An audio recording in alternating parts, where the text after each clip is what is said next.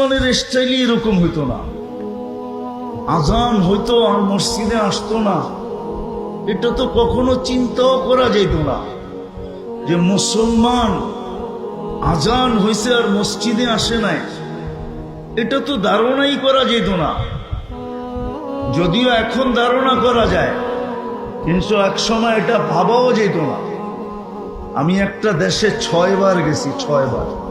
আফ্রিকার একটা দেশ আছে চার্ট, ওই দেশে যে আমরা জিজ্ঞাসা করছিলাম যে নামাজের পার্সেন্টেজ কতটুকু।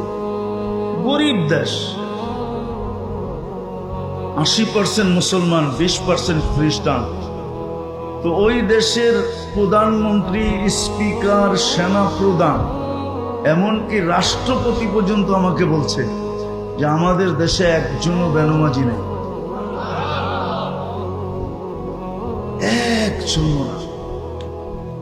আমি জিজ্ঞেস করছি কেন? তো আমরা গরিব মানুষ, আবার নামাজও যদি ছেড়া দেই তো আমাদের থাকবে কি?